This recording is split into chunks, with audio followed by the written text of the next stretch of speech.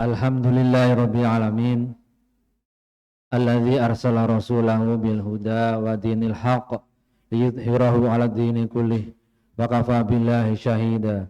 Asyhadu an la ilaha illallah wahdahu la syarikalah wa asyhadu anna Muhammadan abduhu wa rasuluh. Allahumma shalli ala Muhammadin wa ala alihi wa sahbihi wa sallim ajma'in. Usikum wa nafsi bitaqwallah faqad fazal muttaqun. A'udzu billahi minasyaitonir rajim. Bismillahirrahmanirrahim. Ya ayyuhan nasu taqu rabbakumul ladzi khalaqakum wal ladzina min qablikum la'allakum tattaqun. A'udzu billahi minasyaitonir rajim. Bismillahirrahmanirrahim. Fadhkuruni adzkurkum washkuruli wala takfurun.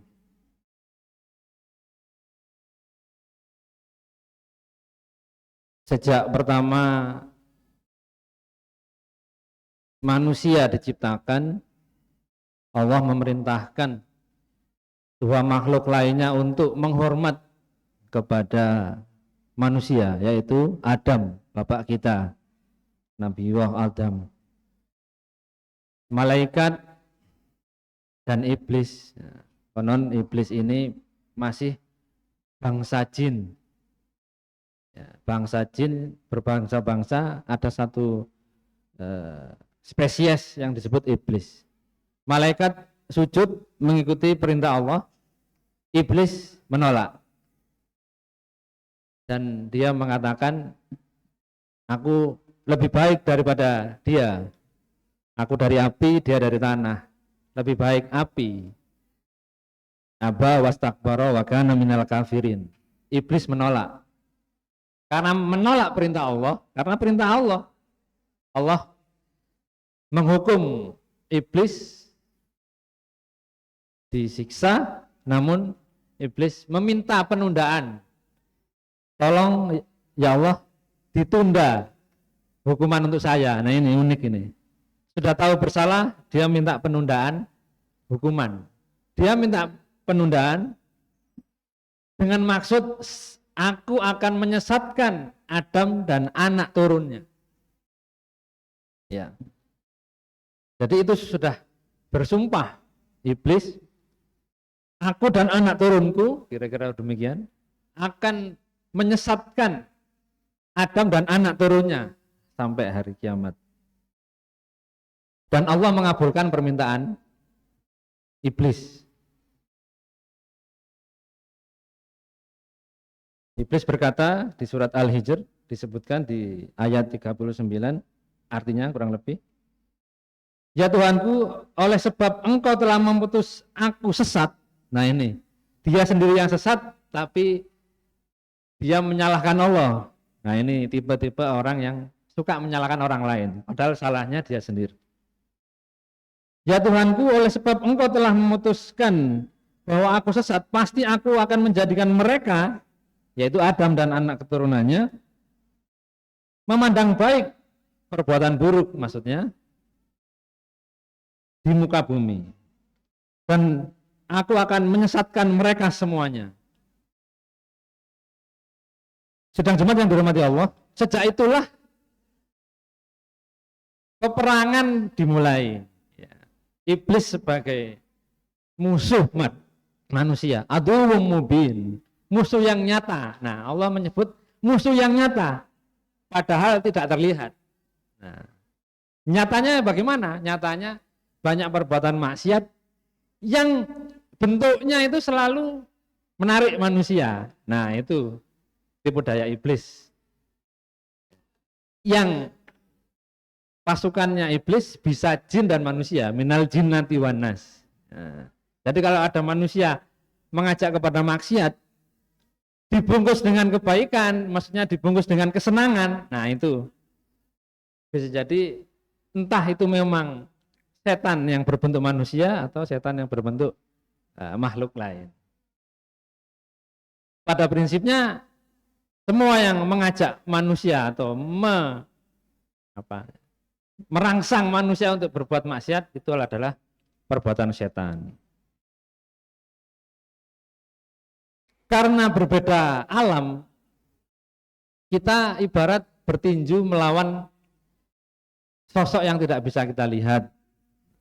Dia bisa melihat kita, kita tidak bisa melihat dia. Padahal Allah menyebut musuh yang nyata. Namun Allah Maha Rahman, Maha Rahim. Allah memberi bekal manusia agar kita punya imunitas. Nah, sebagaimana kita menerima vaksin atau imunisasi agar bisa kebal terhadap tipu daya iblis dan bala tentaranya dan anak keturunannya. Saya mencatat di sini di khotbah yang singkat ini, setidaknya ada 7 imunitas bagi orang beriman agar bukan anti, tapi kita punya daya tahan yang lebih terhadap tipu daya iblis dan keturunannya. Yang pertama, di surat Al-Hijr tadi disebutkan bahwa iblis akan menyesatkan semua anak keturunan Adam. Nah, kemudian dia membocorkan rahasia. Dan Allah mencatat rahasia itu, mengabarkan kepada kita, dan pasti aku akan menyesatkan mereka semuanya, kecuali, nah ini, imunitas yang pertama adalah, kecuali hamba-hamba Engkau ya Allah, yang ikhlas di antara mereka. Subhanallah, masjid kita namanya Masjid Al-Ikhlas. Ikhlas itu salah satu definisinya, sangat banyak keterangan ulama, salah satu definisinya adalah bahwa kita punya cita-cita hidup, punya cita-cita berbuat, mengharap akhirat sebagai cita-cita tertinggi.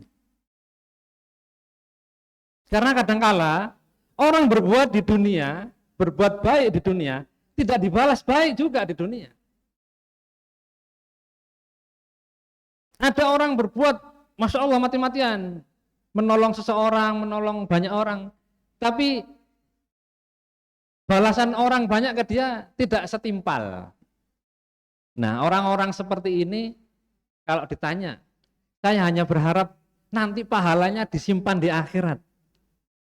Nah, oleh karena itu, salah satu ciri orang yang sukses dunia akhirat adalah orang yang ikhlas. Karena apa? Akhirat itu khairu wa abqa. Lebih baik, jauh lebih baik dan lebih kekal. Nah, kita punya inspirasi dari seorang muslim yang luar biasa, namanya Muhammad Ali, petinju muslim dari Amerika.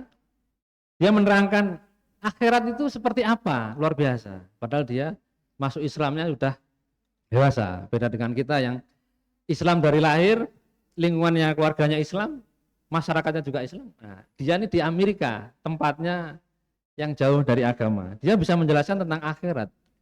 Dia mengatakan akhirat itu, nanti itu, kalau kita ketemu Tuhan di akhirat itu, ibarat Anda di padang pasir atau di lautan, di tepi pantai, Anda ambil sebutir pasir, satu butir, Anda pegang, ya, ambil sebutir begini, lalu dipegang selama 1000 tahun. Setelah 1000 tahun, seolah-olah 1000 tahun, kemudian ditaruh satu butir, ambil lagi sebutir lagi, 1000 tahun lagi, taruh. Sampai seluruh pasir kita pegang. Itulah akhirat.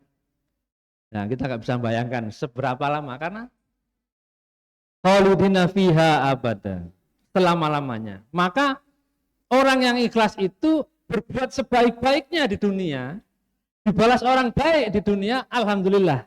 Diberi DP sama Allah kebaikan di dunia, alhamdulillah. Tapi kita lebih berharap di akhirat.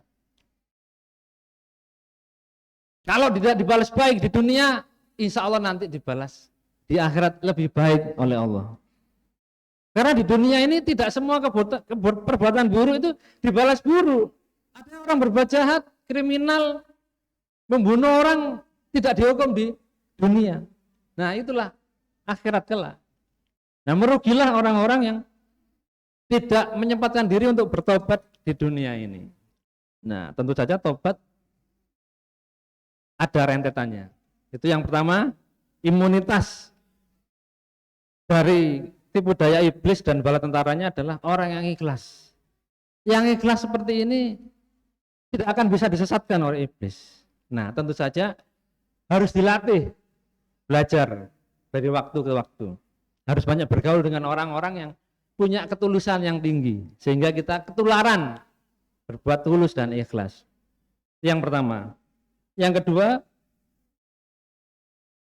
imunitas dari tipu daya iblis adalah kita berdoa saat keluar rumah. Apalagi kita ini, para bapak, para suami, para pria yang punya aktivitas di luar. Karena kita nggak tahu di luar itu virus apa saja ada. Virus kejahatan, virus maksiat, virus apapun. Maka keluar rumah, Bismillahirrahmanirrahim. Dalam sebuah hadis dijelaskan, Bismillahirrahmanirrahim, la haula wala quwata illa billah. Barang siapa membaca doa ini ketika keluar rumah, maka dia akan dilindungi, dicukupi, dan diampuni. Maka setan berkata kepada temannya, apa gunanya kita menggoda manusia seperti ini kalau dia sudah dicukupi, diberi petunjuk dan diampuni? Gak ada gunanya. Karena sudah dicukupi, sudah dilindungi, dan sudah diberi hidayah. Hanya dengan doa ringkas, Bismillahirrahmanirrahim, la haula wala quwata illa billah. Bisa dilihat di Google nanti lengkapnya bagaimana doa keluar rumah. Banyak versinya. Tapi antara lain yang populer seperti ini. Ini hadis Nabi. Dan Nabi adalah orang yang melek. Kita ini orang buta, Rasul orang melek. Kenapa Rasul melek? Karena dapat wahyu. Karena Rasul sudah nggak ada, maka kita membaca wahyu yang dicatat dalam Al-Quran dan Sunnah Rasul. Nah, itulah imunitas kedua.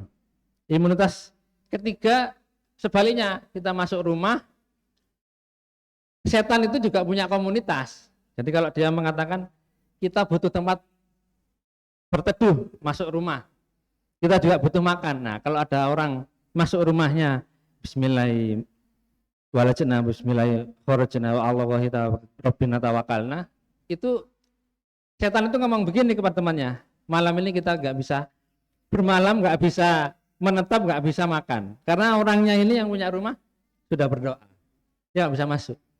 Imunitas ketiga. Karena apa? Kita keluar masuk rumah, kadang-kadang kalau bahasa Sidoarjonya belundas-belundus gitu ya. Nah ini kita ingin imunitas itu terjaga di luar rumah dan di dalam rumah. Kalau dibiasakan berzikir, keluar masuk, insya Allah. Yang keempat, imunitas dari tipu daya iblis dan bala tentaranya adalah masuk toilet. Nah, ada hadis yang luar biasa. Bersihkanlah percikan air kencingmu, karena siksa kubur itu berawal dari situ. Awalnya saya membaca hadis ini sejak remaja, awalnya biasa saja. Tapi setelah belakang ini saya memahami hadis ini bahwa ternyata kalau orang sudah kebelet buang air kecil, kebelet pipis, kadang-kadang tidak lihat tempat. Di jalan, di pinggir jalan, di pojokan, di got, di mana. Mohon maaf, apalagi yang bawa kendaraan mobil, pipis sembarangan.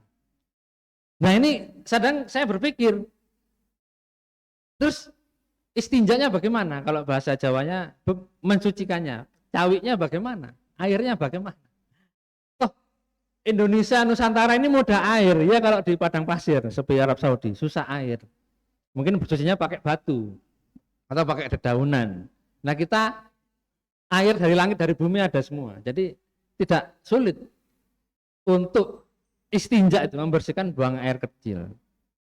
Kadang-kadang ada yang bawa minum gini, dibuka sedikit untuk membersihkan istinja, apalagi yang bapak-bapak lebih mudah, kalau ibu-ibu lebih sulit. Apalagi sekarang kalau di tol ada rest area atau minimarket itu menyediakan toilet gratis. Nah, hadis ini mengajarkan kepada kita, manusia beriman itu punya etika, punya adab yang luar biasa. Untuk buang air kecil, buang air besar. Sehingga tidak sembarangan. Nah, masuk toilet, keluar toilet, berdoa, Allahumma inni a'udzubika minal khubuthi wal khaba'is. Itu kalau tempat tertutup. Kalau tempat terbuka, pilihlah tempat yang bukan tempat orang berteduh atau air yang tenang, yang jauh dari tempat lalu lalang orang. Kalau misalnya di tempat terbuka, misalnya di pegunungan atau tempat yang tidak ada tempat tertutup, namun tetap berdoa dan menyiapkan air untuk bersuci walaupun sedikit, insya Allah cukup. Karena siksa kubur berangkat dari hal-hal yang kita anggap remeh. Nah ini, karena orang beriman itu punya sifat ifah, menjaga diri, punya rasa malu, jadi tidak kencing sembarangan, tidak pipis sembarangan. Oleh karena itu, sejak balita, khususnya laki-laki, kita ajarkan untuk pipis di tempat yang baik, atau memang di tempatnya, di toilet, ditutup, disiram yang bersih. Jangan biasakan, alah masih kecil, pipis di depan rumah, di got gitu. Masih saya temui seperti itu. Nah ini ajaran Islam beradab untuk menjaga kebersihan diri maupun kebersihan hati. Yang berikutnya imunitas. Seorang beriman itu agar kita sebagai kepala rumah tangga atau calon ayah atau sebagai ayah ingin anak-anak kita terbebas dari atau punya imunitas dari godaan iblis dan bala tentaranya. Maka sejak proses pembuahan seorang suami kepada istri itu pun berdoa. Oleh karena itu dibiasakan berdoa atau sekuat tenaga berdoa suami istri ketika di dalam kamar.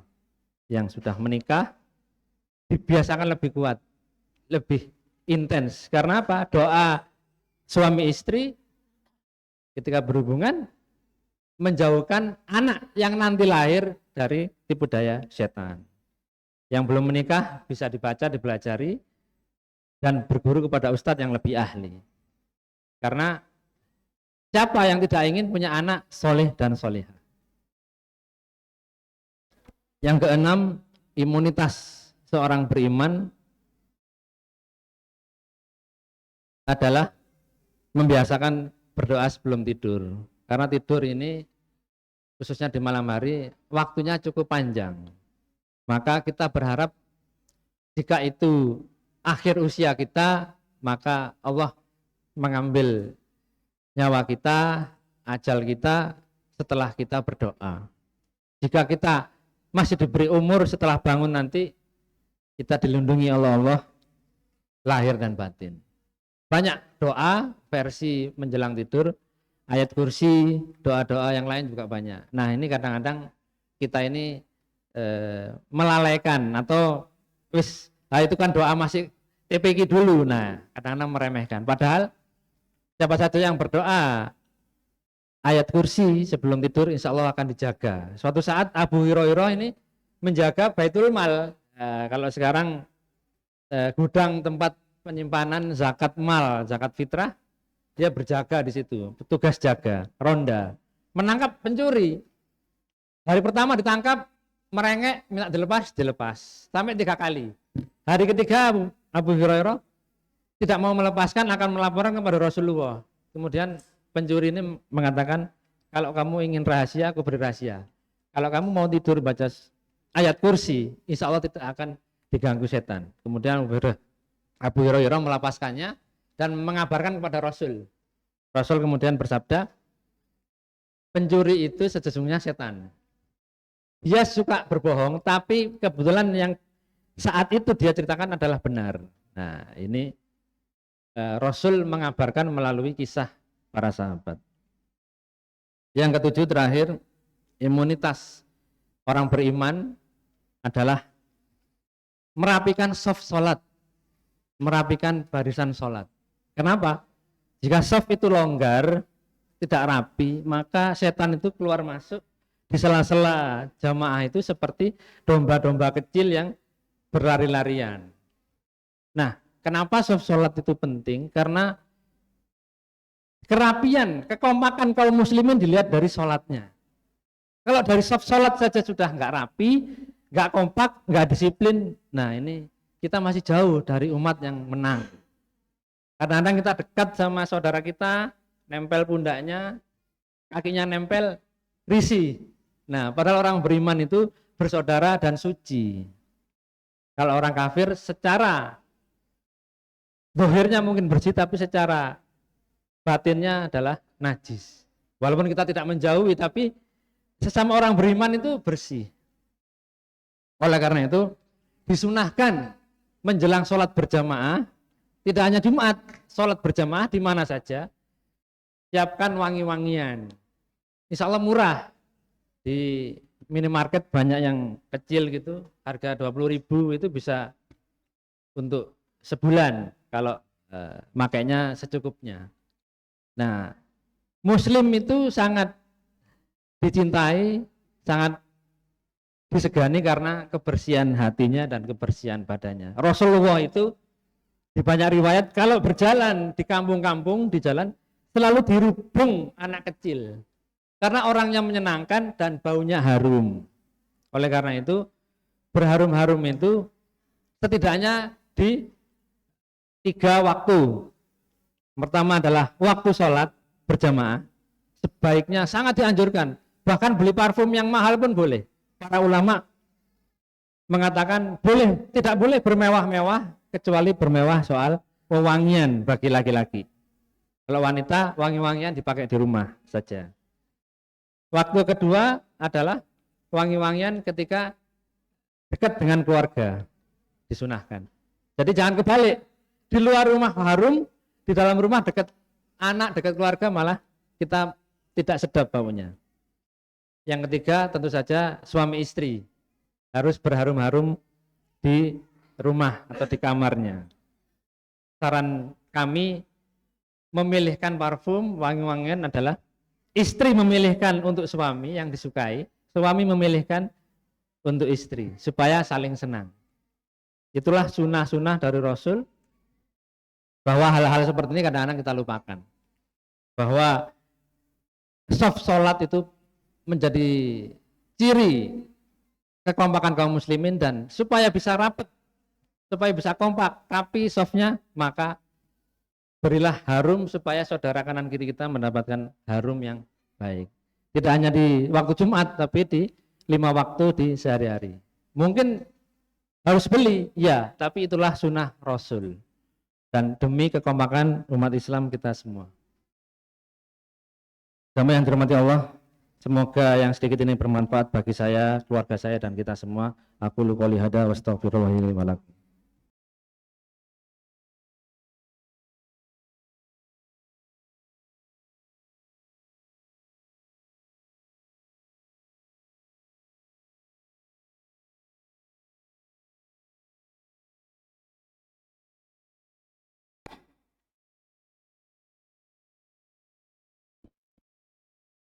Alhamdulillahirabbil alamin.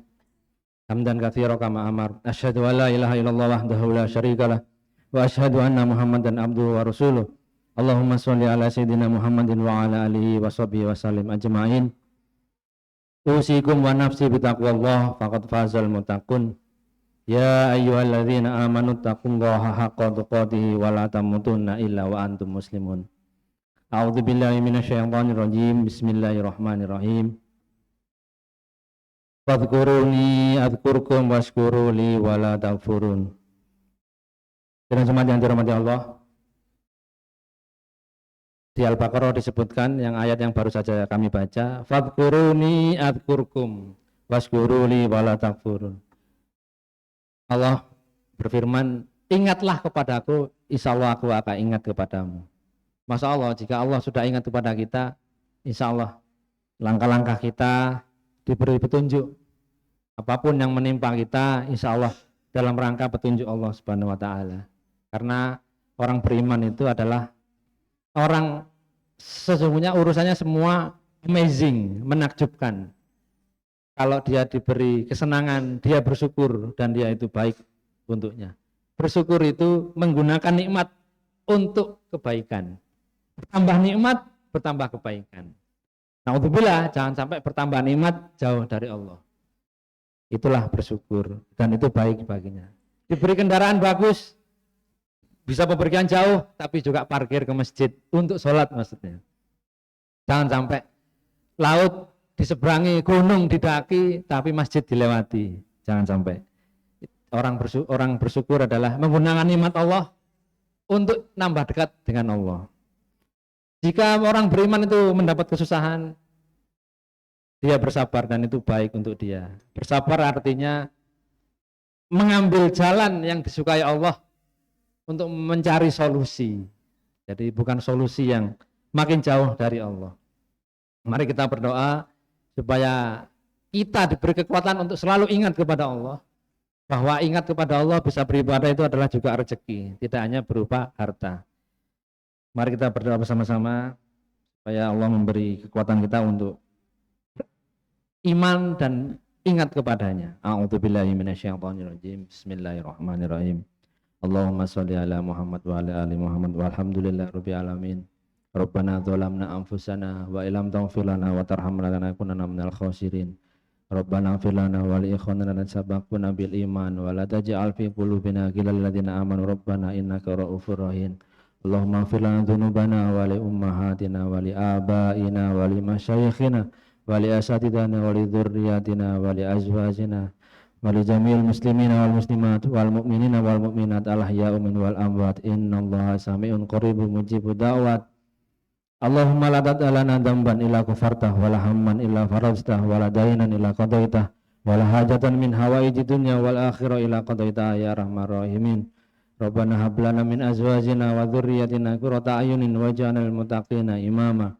Allahumma inna nas'aluka salamatan fid din wa afiyatan fil jasad wa ziyadatan fil ilmi wa barakatan fil rizqi wa taubatan qabla al maut wa rahmatan indal maut wa maghfiratan ba'dal maut. Rabbana afriq alaina sabra wa tsabbit aqdamana wa ansurna 'alal qaumil kafirin. Rabbana atina min ladunka rahmah wa hayyi lana min amrina rasyada. Rabbana ighfir lana wa li walidina warhamhuma kama rabbana shighara.